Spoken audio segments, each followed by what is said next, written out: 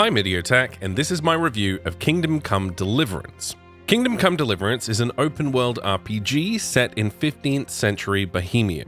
You play the role of Henry, a blacksmith's son, caught in the middle of a civil war after his hometown of Skalitz is put to the torch by King Sigismund of Hungary. The game was developed by Warhorse Studios and is available for PC, Xbox One, and PlayStation 4 for $60 US. In the interests of full disclosure, I was given a copy of this game for free on the day of release by the developer. My coverage is based on the 1.25 version of the game. Before we begin, I want to remind you that this channel is entirely supported by viewers like you. I do not run ads, accept paid promotional deals, or use affiliate links. If you like my work and you want to see it continue, please head on over to patreon.com/idiotechgaming to show your support. The first thing I want to discuss is the world design and visual presentation in Kingdom Come Deliverance. From the moment I began playing the game, I was taken aback by how well realized this world is. When you consider that the game was crowdfunded and that the team behind it is relatively small, it really is quite an impressive feat what they've managed to achieve here. The attention to detail as well as the focus on historical accuracy really helps to immerse you in the world that they have created.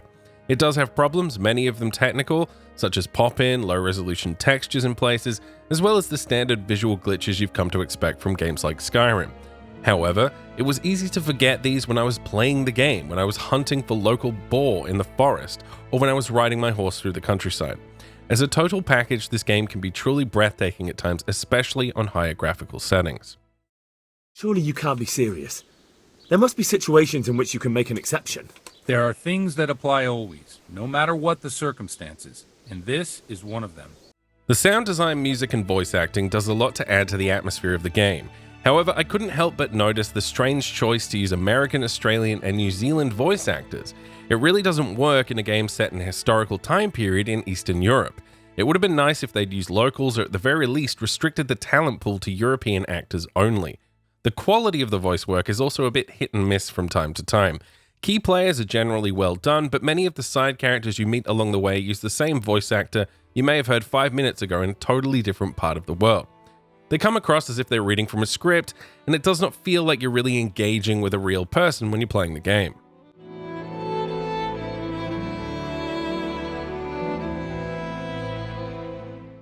The music is nice, but it's not going to stick in your head. Most of it does a decent job at setting the tone, but there's a distinct lack of variety during the game, and after 60 hours, it really did start to grate on me.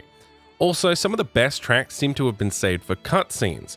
While this does help the big story moments stand out, I still feel it would have been wise to include some of these tracks in the game itself, just for the sake of variety.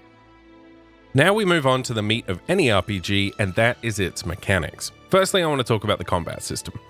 The combat system in Kingdom Come has been criticized by many for being too difficult and clunky. Now, during the first few hours, I might have agreed. However, once you get to grips with the system, learn to parry, dodge, and utilize combos, the experience greatly improves.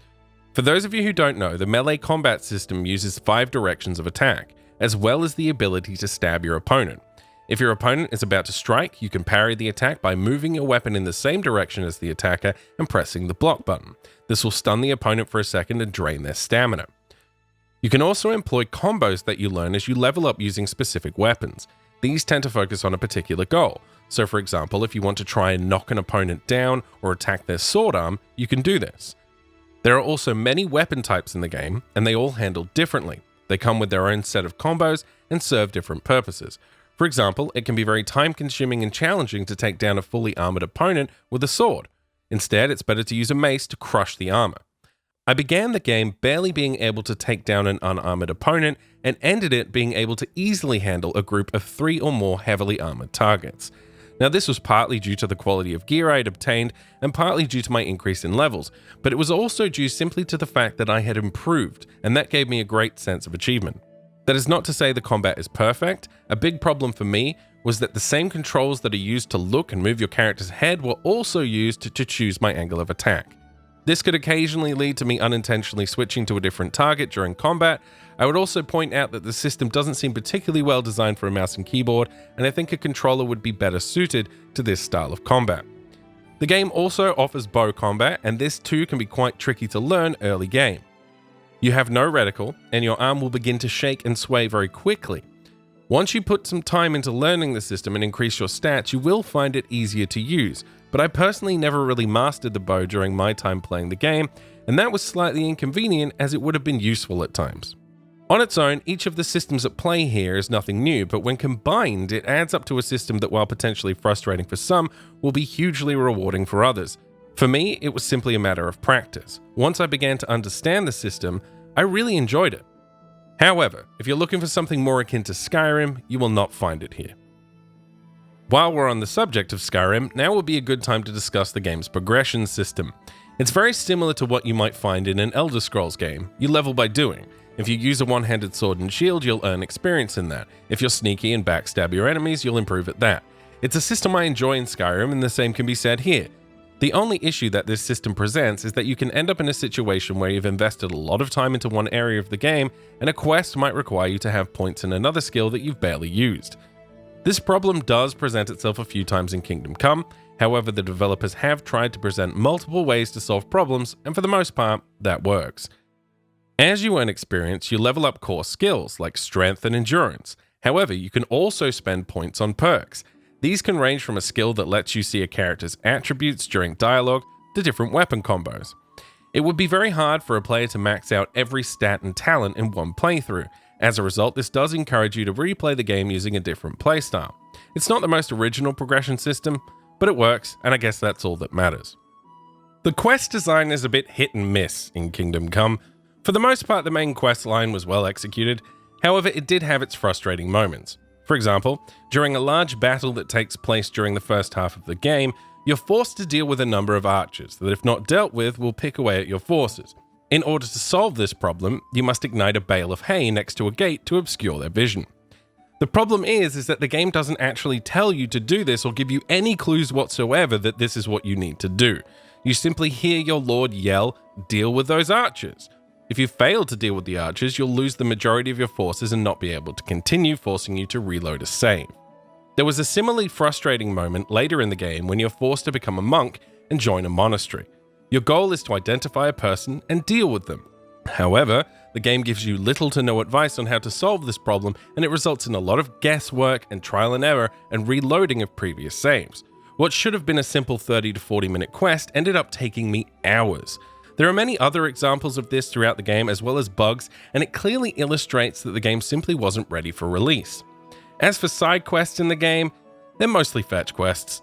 Some have cutscenes and character development, but when you boil them down, what they mostly involve is traveling to a location, collecting an item, and returning to a quest giver. There was also a period closer to the end of the game when it was clear I was about to take part in a big final moment. At this point, the game grinds to a halt and you are tasked with a metric ton of monotonous fetch quests before you're allowed to continue and progress. It's clear that this was done simply to artificially extend playtime, and I really didn't like it. It killed a ton of the momentum going into the final act of the game. Another problem the game has is a failure to recognize the player's choices. For example, I just spent the last few days murdering, stealing, and spent some time in jail, and none of the major characters seem to care, and they're perfectly happy to continue working with me. It leaves the game feeling at odds with itself. On the one hand, you have a somewhat linear main story that will progress regardless of the player's actions, and on the other, you have an open world with a sandbox element.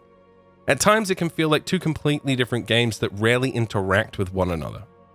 Overall, I enjoyed the main questline, as well as a few of the side quests, but I feel the developers could have done a lot more to recognize the player's actions, as well as taken a more creative approach to quest design in general, and spent some additional time playtesting the quests to make sure that they actually worked before release. The dialogue system in Kingdom Come is unique and at first quite interesting until you realize that it ultimately boils down to a numbers comparison. The player is frequently faced with the option to try and talk his way out of certain situations or to try and convince a character to help him. You can do this in one of three ways. You can use your speech skill, your noble authority, or intimidation. Your character's appearance as well as any buffs you might have active at the time also affect this. So for example, if you're wearing full plate armor and you've just been in combat and your gear is covered in blood, people will likely be more intimidated by you. However, if you're covered in mud and wearing rags, a noble will likely look down on you. This is the idea, at least. What actually happens is you just compare two numbers, and once you unlock the empathy perk, you're able to see this in action. From there, you simply check to see if your number is higher than theirs in a particular area of speech, and if it is, you'll succeed. Once I realized this, it sapped any enjoyment I might have been able to get out of this system, and dialogue options lost all meaning, as I simply just picked the most optimal choice instead of actually trying to roleplay my character. I love the idea that your appearance could have an impact on your interactions with other characters, and that you could use this to get your own way. However, the way that it's implemented here is ultimately quite shallow and disappointing. Another system the developers decided to add to the game was a hunger and fatigue system. Now, while there are certain perks that take advantage of this and some food and drinks provide the player with small buffs, it really didn't need to be in the game. It adds no real value and simply forces the player to rest and eat at inconvenient times, breaking up the action and slowing down progression. You also quickly learn that there are communal cooking pots scattered throughout the world, and you can freely eat from them, making any food vendor as well as cooking and hunting kind of pointless. I have no problem with a system like this existing in a game, I just wish they'd been more creative and provided the player with a tangible gameplay benefit for engaging with this system. As it stands at the moment, it's just a hindrance. Speaking of unnecessary systems, it's about time we discuss the save system in Kingdom Come Deliverance. Now, the save system does have its defenders, and I understand what the developers were trying to achieve by limiting the ability for players to save the game. Save scumming is a real problem in gaming, and it often removes all tension from player choice. For example, in Skyrim, you might attempt to pick a lock, fail, and simply reload the game and try again. It's a clear design flaw. Many developers have tried to address this problem over the years via a checkpoint system, limited saves, etc. Kingdom Come does this by only allowing the player to sleep in a bed or drinking a potion called Savior Snaps. Now, if the game wasn't as buggy and broken as it is on release, this system may have been more tolerable, but when you lose hours of progress, not because you made a mistake, but because the game is broken, that is going to lead to frustration. Even if the game released in a perfect state and you never lost any progress as a result of a bug or a broken questline, it still doesn't really solve the problem they're actually trying to address, and it doesn't take into account the player's time. Not everyone can sit down and play a game for 8 hours a day. Some people have responsibilities that require their immediate attention. Not allowing those people to save the game whenever they like is totally unacceptable. Also, if you're trying to prevent people from save scumming and have choices matter, then why make the potion so easily obtainable via the alchemy system? It costs absolutely nothing to create this potion. By the end of the game, I had more than enough resources to craft or buy as many potions as I wanted. It fails to solve the problem it's trying to address while simultaneously punishing players with limited free time. Now, if you are planning to play the game and the idea of this save system is putting you off, you do have the option of a mod. This will allow you to save the game at any time. However, for the purposes of this review, I didn't use any mods as I feel I have a responsibility to review the product as it was intended to be played. Given that I briefly touched on alchemy, now will be a good time to discuss crafting and the repair options available in the game. Frankly, it's quite limited. If you are hoping to craft new weapons and armor sets, you'll be disappointed. The only way for players to obtain new items and gear in this game is to buy it, steal it, or loot it from corpses. It's an odd choice when you consider that the game's main protagonist is the son of a blacksmith. Regardless, the only real crafting system in the game is provided through alchemy. Honestly, it's really well done. You have to choose the herbs you want to use, then consult a recipe book, combine, grind, boil, and distill them in the right amount of time in order to create a tonic or potion. It's a neat system, and I haven't seen anything like it before in a game. You can also cook, but it's highly limited and not really worth your time unless you're trying to remove the stolen symbol from a bunch of poached animals and you want to sell it to a local vendor. As for repairs, you can either pay someone to do it, which is extremely expensive over time, or you can purchase kits to repair armor, weapons, and clothing yourself. This is an obvious way to go if you want to save money, and it also helps level up skills in these areas, which gives you access to better perks. Loot in the game is varied and offers a lot of cosmetic variety. You'll start the game in rags, and by the end you'll likely be clad in gold plate armor. The sense of progression this gives you on a purely visual level, going from beggar to knight in shining armor, is extremely satisfying. You'll also benefit from stat boosts as you progress down an itemization tree.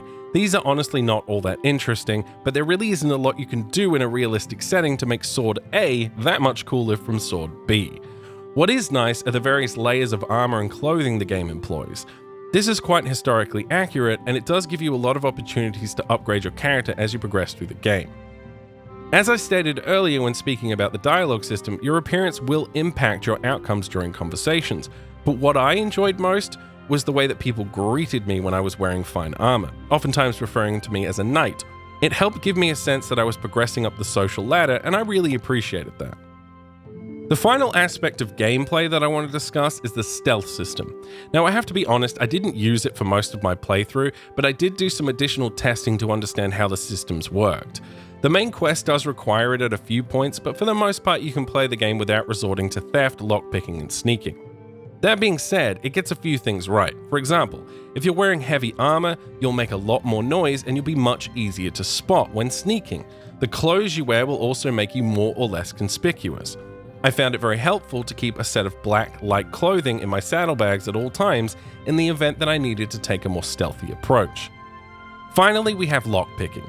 This is perhaps the worst implementation of lockpicking I have ever seen in a game.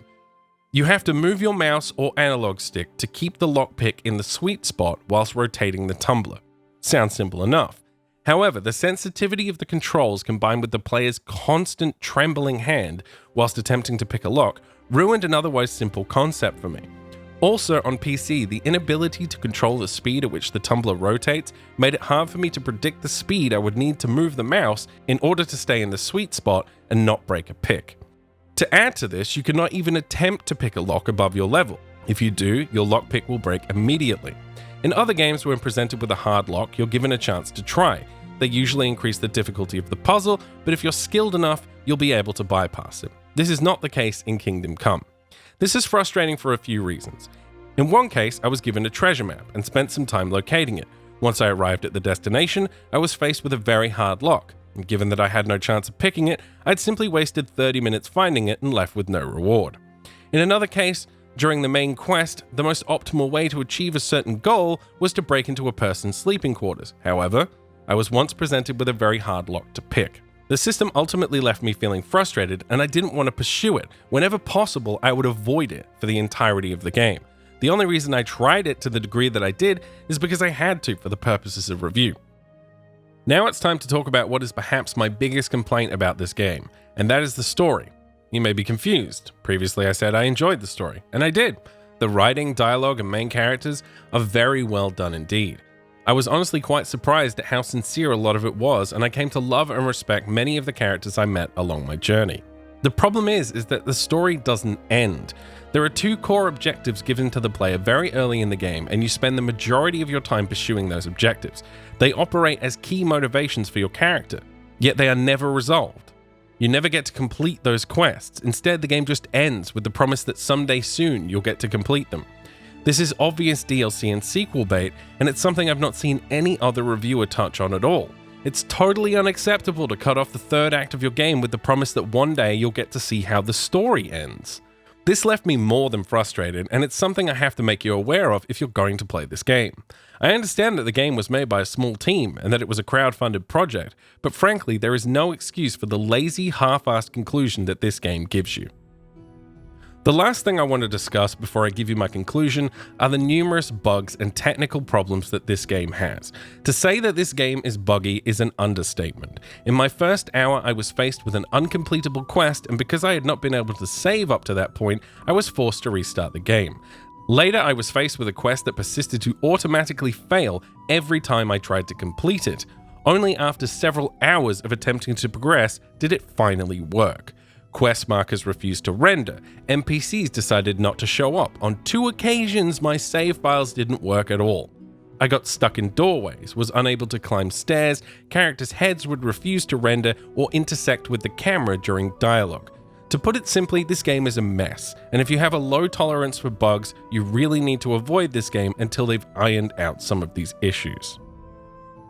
In conclusion, I've spent a lot of time playing this game and thinking about this game before reviewing it, and during this review I've spent a lot of time focusing on the negative aspects of the game. It really does have a tremendous number of flaws when you get down to it. However, despite all of its problems, I couldn't help but get immersed in the world, the characters, and the story that this game has to offer, even though the story isn't finished. There really isn't anything quite like it out there. The combat was deeply satisfying. The sense of mastery and progression I felt while playing was excellent, and the world was a joy to live in and explore. It really is a unique game, and I'm very happy that I got the opportunity to play it. But if I had to make a choice as to whether or not to recommend this game to another person, I couldn't. It simply has too many problems right now. If you're interested in playing the game, and you honestly should be because it has a lot to offer, I'd just suggest that you wait. Wait for them to fix these problems, to squash the bugs, and maybe even to finish the story before you decide to pick it up. I hope you found this video interesting or helpful in some way. Thank you very much for watching, and I will see you guys next time.